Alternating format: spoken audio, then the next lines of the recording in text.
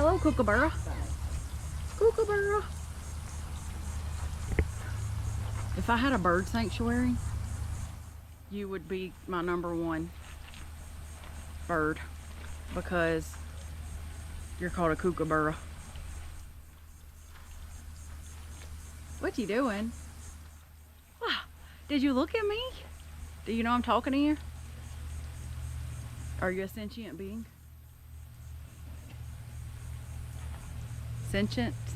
You're right. Do you read often?